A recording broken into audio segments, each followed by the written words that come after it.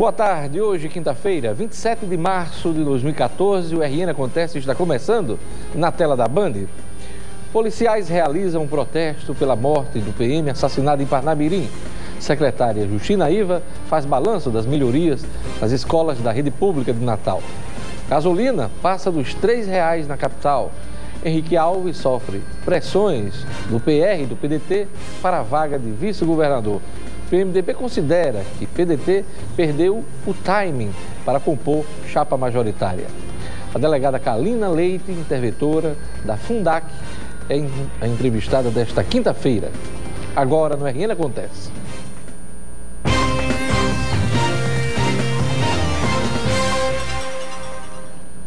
Policiais militares realizaram uma manifestação no final da manhã de hoje, em protesto pela morte do PM assassinado em Parnamirim. Policiais militares da região metropolitana do estado iniciaram um protesto ao meio-dia nas avenidas Salgado Filho e Bernardo Vieira. O motivo é o assassinato de um PM na noite desta quarta-feira no bairro Jockey Club em Parnamirim. Só em 2013 foram mortos 23 policiais militares no Rio Grande do Norte. Infelizmente perdemos mais um companheiro, mais um policial militar morto vítima da violência. Um número que todo ano vem crescendo esse número e nada é feito. Nenhuma investigação contra esses atos que são praticados contra os policiais militares são investigados. Os policiais militares reclamam também da falta de estrutura e investimentos na segurança pública do estado. Sem dar condições de trabalho, sem incentivar, sem motivar esses homens e sem reconhecer o trabalho que esses homens vêm passando e os policiais já estão no seu limite, não aguentam mais. O ato foi convocado pelas redes sociais e contou com a presença de policiais e viaturas. Mais segurança, mais atenção por parte do governo, mais atenção por parte dos superiores, do comando. Olhar mais para a gente, né? Para o soldado, o cabo que está na rua, está no combate, no dia a dia, botando a cara, botando o peito. Do protesto, os policiais seguirão em comboio para o município de Areis, onde o soldado Jailson Augusto Nascimento será enterrado. Outro protesto. Não é apenas o interior do estado que está sofrendo com a falta d'água em meio a uma das maiores secas dos últimos anos. Aqui na capital, os moradores do bairro do Bom Pastor, na zona oeste da capital, estão com o mesmo problema e, por causa disso, eles realizaram um protesto em frente à unidade da CAER, a Companhia de Águas e Esgoto do Rio Grande do Norte. O protesto dos moradores está associado à demora da chegada da água nas residências do bairro, que acontece sempre na madrugada e em quantidade suficiente para realizar as necessidades básicas, como lavar roupa, a higiene pessoal e ainda água para beber. De acordo com um dos moradores, a CAERN justifica a demora com as obras de mobilidade urbana, porém o morador enfatiza que este já é um problema antigo. Em coletiva realizada hoje, a secretária municipal de Educação, Justina Iva, fez um balanço das melhorias realizadas nas escolas de Natal. O tema greve também entrou na pauta. Veja na reportagem. A secretária municipal de Educação de Natal, Justina Iva de Araújo, concedeu na manhã desta quinta entrevista coletiva para falar das ações da pasta em 2013 e sobre os novos projetos para este ano. De acordo com a secretária, das 144 escolas do município, 135 passaram por reforma ou manutenção. 12 quadras de esportes e 3 centros infantis foram construídos no ano passado. A titular da pasta comentou também que foi determinada a data base para a correção salarial dos professores para o mês de janeiro de cada ano. Em 2014, os educadores receberam a primeira correção de 8,32%. Além do balanço e prestação de contas de 2013, a secretária de Educação esclareceu o impasse com o sindicato e falou sobre a nova possibilidade de greve dos professores da rede municipal. Espero pedir e acreditar que os professores da rede municipal não decretarão greve, porque nada virá de acréscimo, de vantagem por conta de uma greve. Só haverá desgastes. E nós não queremos, como os professores também não querem. Eu acredito nos professores de Natal. Para 2014, a secretaria criou parcerias com instituições, entre elas o Instituto CIA, que escolheu 5 cidades do país para entregar kits pedagógicos, brinquedos e livros para centros infantis. Também foram anunciados cursos de aperfeiçoamento para professores e novas lousas e computadores para as escolas. Não é apenas pessoal que a gente precisa para fazer funcionar a educação com qualidade. É infraestrutura, como estamos investindo, não é? Com computadores novos, renovação de laboratório, lousas digitais, manutenção da rede, construção de quadras, CMEs. 44 escolas nós temos que construir até o final de 2015. Vamos aos destaques dos jornais locais nesta quinta-feira, 27 de março. A Tribuna do Norte diz aqui na sua manchete principal: Caerne perde todo mês 6 milhões de reais com roubo d'água. Dados da Companhia de Águas e Esgotos do Rio Grande do Norte apontam que 20% do volume de água distribuído no estado é desviado ilegalmente por ligações clandestinas. Estas fraudes representam perda de 6 milhões de reais no faturamento mensal da companhia, calculado em 40 milhões de reais. É o destaque da Tribuna. Amanhã eu vou entrevistar o diretor da Caerne sobre este assunto aqui no RN Acontece. O Novo Jornal diz aqui, na manchete principal: gasolina do Rio Grande do Norte é a segunda mais cara do Nordeste. Preços da gasolina vendida em Natal só perdem para os de Salvador, na Bahia, algo que nem a Fé Combustíveis consegue explicar claramente. A população reclama. Daqui a pouquinho teremos reportagens sobre este assunto, a gasolina de R$ 3,00 aqui em Natal, no RN Acontece.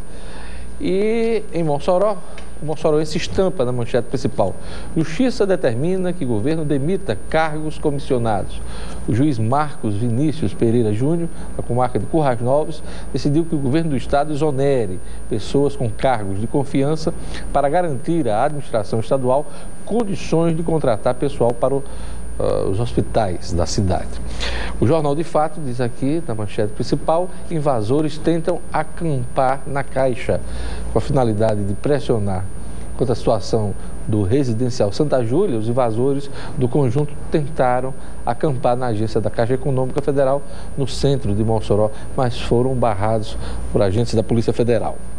A Gazeta do Oeste estampa na manchete principal: confirmada a aliança que reúne Henrique, João Maia e Vilma de Faria. Daqui a pouquinho eu comento as eleições de 2014. E nesta quinta-feira, 27 de março, o portal de notícias No Minuto destaca: popularidade do governo Dilma cai de 43% para 36%. De acordo com a CNI, a parcela da população que confia na presidenta Dilma Rousseff caiu de 52% para 48%. Mas essa diferença está, segundo a entidade, no limite da margem de erro. Também é destaque no Minuto: Faixa Viva reforça a importância do respeito à faixa de pedestre. Por meio de uma encenação teatral, atores, educadores da CEMOB usam o maior número de gestos, a pantomima, para sensibilizar as pessoas. Também é destaque no Minuto: o PROCON autua postos em Natal e no interior. As multas são referentes às fiscalizações realizadas nos meses de dezembro de 2013 e janeiro de 2014, quando o governo federal autorizou o aumento de 2,5% no aumento do combustível. Acesse o portal nominuto.com, www.nominuto.com. Olha, se você pensa em começar a universidade, chegou a hora de escolher onde estudar. E para ter carreira única, você precisa estar uma universidade única. Só a UNP tem mais de 30 mil formados já trabalhando no mercado de trabalho. E esse sucesso não é de hoje. São mais de 30 anos de tradição. Por isso mesmo, a UNP é a instituição mais reconhecida pelos empregadores do Rio Grande do Norte. Se você quer ter uma história única, também seu lugar é na UNP. Corra, garanta sua vaga. Inscreva-se agora mesmo pelo site unp.br ou ligue 3215 1234. 3215 1234. UNP, única como você. Veja a seguir: gasolina passa dos R$ 3,00 em Natal. Henrique Alves sofre pressões do PR e do PDT para a vaga de vice-governador. O PMDB considera que o PDT perdeu o time para compor a chapa majoritária. Eu volto em instantes com o RN Acontece.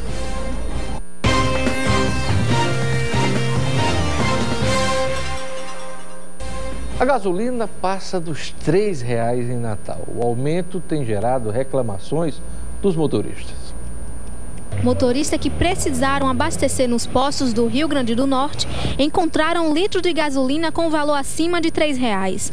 O Procon RN informou que até a próxima sexta, mais de 50 postos de combustíveis serão multados em até R$ 200 mil por cobranças irregulares ao consumidor em dezembro e janeiro passado. Nos últimos 6 meses, o preço médio praticado da gasolina em nosso estado sofreu um aumento de mais de 10 centavos. Em março, o valor médio da gasolina está sendo de R$ 2,98.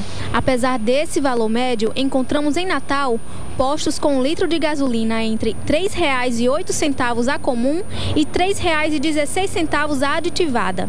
Com esse preço, a capital potiguar é a segunda do Nordeste com o combustível mais caro, perdendo apenas para Salvador. De acordo com a Federação Nacional do Comércio de Combustíveis, a responsabilidade pelos aumentos é do álcool, já que 25% da gasolina é composta pelo etanol, que ficou 10 centavos mais caro de fevereiro para cá. Os consumidores não veem motivos para o reajuste e reclamam dos altos preços.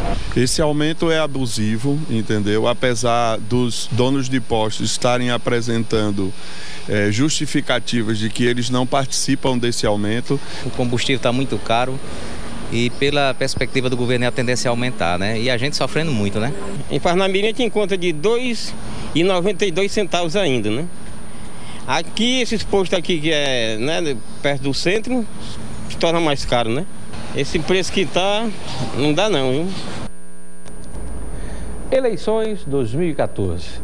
Apesar de João Maia, do Partido da República, ter dito ontem aos jornalistas que será anunciado candidato a vice-governador na chapa do PMDB em 5 de abril, o espaço deve ficar em aberto até as tratativas finais do deputado Henrique Eduardo Alves, candidato ao governo. Henrique ainda tenta atrair Robinson Faria, do PSD, para o blocão. E o PDT de Carlos Eduardo Alves está de olho na vaga e não esconde a insatisfação neste momento. João Maia é o nome mais cotado para ocupar a vaga de vice. Tem sido um dos mais fiéis aliados de Henrique Eduardo Alves. Entre os PMDBistas, João Maia é chamado de parceiro. Só que a vaga de vice é o único espaço que Henrique ainda conta para acomodar aliados estratégicos ou de peso. Carlos Eduardo está na categoria dos aliados de peso. Se o PDT pender para os lados do PT e do PSD, o blocão de Henrique Alves poderá balançar. Já Robinson Faria está na categoria dos aliados estratégicos. Se o vice-governador topar repetir a candidatura a vice na eleição deste ano, o PT ficará isolado e poderá inviabilizar de vez a candidatura de Fátima Bezerra ao Senado da República. Segundo o deputado Fábio Faria, em recente conversa com o deputado Henrique Eduardo Alves, Robinson teria sinalizado a possibilidade de entendimento com o PMDB.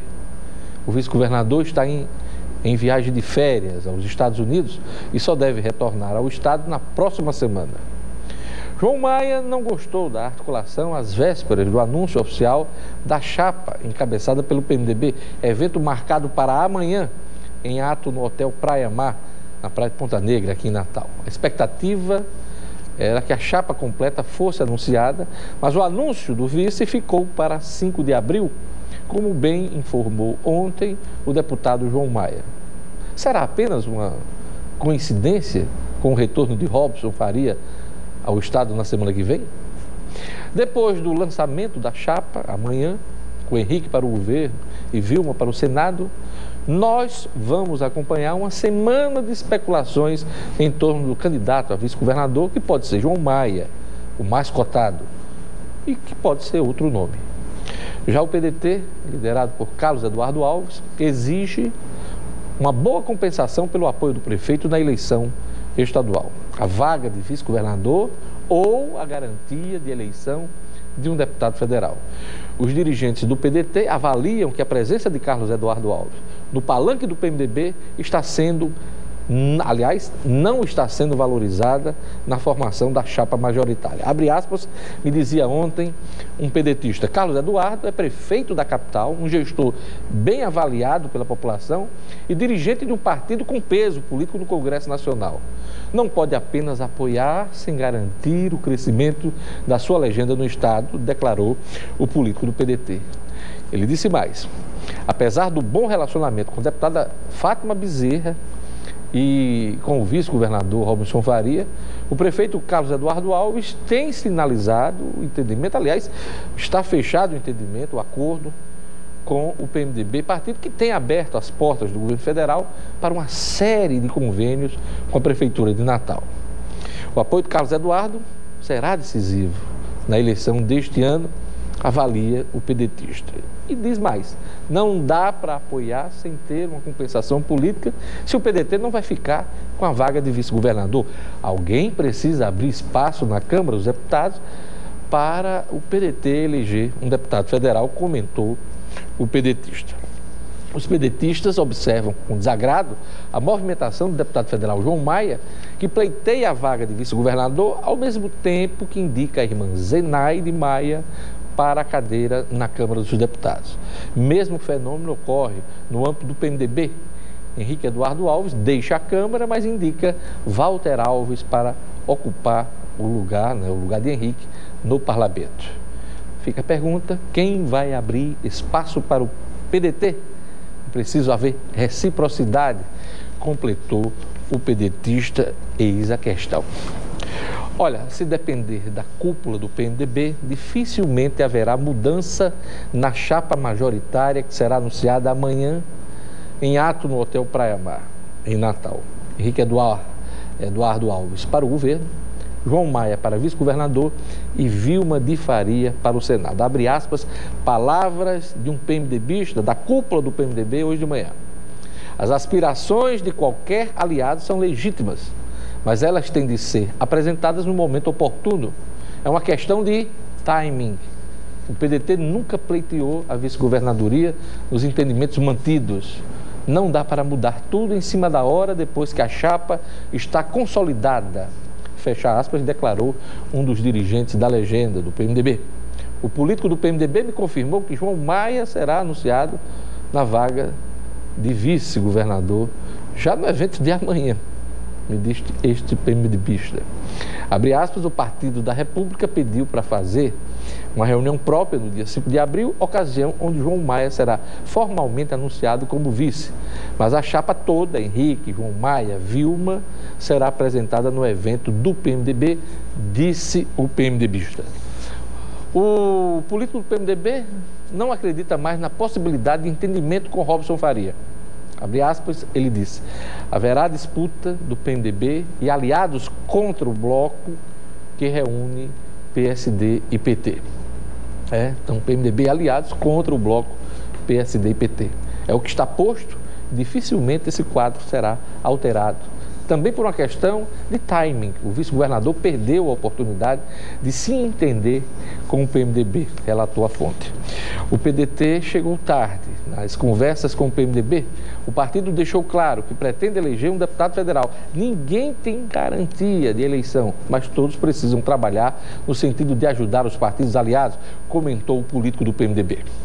A estratégia eleitoral das chapas proporcionais, Câmara dos Deputados e Assembleia Legislativa será definida nos meses que antecedem as convenções partidárias marcadas para junho, disse o PMDBista. Vamos acompanhar. Gente, o ano só começa depois do Carnaval, não é? É o que se diz por aí. Pois bem, já começou, ainda bem, e começou também a contagem regressiva para o maior feirão da maior construtora do país, Mega Feirão MRV Banco do Brasil, na Grande Natal. É a melhor seleção de apartamentos prontos para morar de 2 e 3 quartos, com opção suíte, lazer completíssimo e localização top, que a MRV já fez. É o fim do aluguel na cidade. Mensais a partir de R$ 399. Descontos de até R$ 15 mil. Subsídios de até R$ 17.000 R$ 1.900.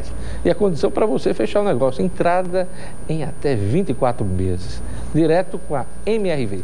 Ninguém na cidade vai ficar sem o seu apartamento, hein? Garanta já o seu na maior construtora do país. Mega Feirão MRV Banco do Brasil. Até 30 de março, nas agências do Banco do Brasil, Ayrton Senna, na Zona Sul, no Nordestão, da Zona Norte, nos plantões MRV. Acesse mrv.com.br ou ligue 4004-9000. No próximo bloco eu vou entrevistar a delegada Kalina Leite, interventora da Fundac, Fundação Estadual da Criança e do Adolescente. Eu volto em instantes com o RN Acontece.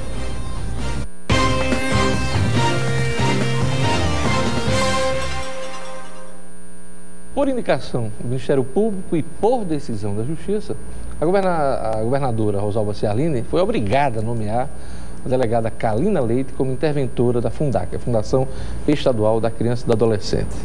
Uma das principais metas da interventora é criar vagas no sistema socioeducativo. A delegada Kalina é minha convidada hoje. Boa tarde, delegada. Boa tarde, Diógenes. Missão espinhosa, por onde começar? Missão difícil e uma responsabilidade que me foi dada, que eu tenho muita preocupação em cumprir. E por onde começar? É uma boa pergunta. Na verdade, temos inúmeros problemas que precisam ser enfrentados. Mas o que a sociedade principalmente tem sentido, que quando a sociedade sente, o Ministério Público, a polícia, o Poder Judiciário já agoniza nesses problemas, que é a questão de vaga para o adolescente em conflito com a lei. Em Natal e na Grande Natal não dispomos hoje de nenhuma vaga. Os adolescentes apreendidos, por mais bárbaro que seja o ato infracional cometido, ou ele é liberado na hora, ou ele tem que ser encaminhado para Mossoró. Que também está na sua lotação máxima. E está com a situação precária. Então não há vagas no sistema do Rio Grande do Norte. Praticamente não há vagas no sistema Quantos estão no sistema hoje, cumprindo essas sanções? Em torno de 70. E esses que estão cumprindo, não está sendo cumprida a norma, a diretriz nacional como tem que ser feita. Né? Então, é precário, mesmo esses 70, apenas 70 que está no sistema, existe um número muito grande de liberação em razão da ausência dessas vagas, de apreensão em flagrante, sem falar no número de mandados de apreensão que tem para os adolescentes. E isso aumenta a possibilidade de falta de punição, né? Com certeza. E inclusive, estimula a prática de crime. Né? O sentimento entre eles, entre os adolescentes, é isso mesmo. Eles chegam nas audiências dizerem por que eu, se fulano, os colegas, cometem eu. A gente ouve comentários até que diz, o juiz está de marcação comigo, porque são tantos cometendo o ato infracional e que estão soltos, porque a gente tem uma limitação de vaga. E há casos mais graves, eu aqui já mostrei reportagem, e o menor é preso e fica zombando da polícia, até dos repórteres. Vocês estão aqui, amanhã eu estou na rua. A gente precisa apreender esses adolescentes e proporcionar a eles uma condição de serem reinseridos na sociedade. Essa é uma preocupação. Não é a preocupação somente em apreender, mas em proporcionar a esses adolescentes a educação, o esporte. E isso é muito carente.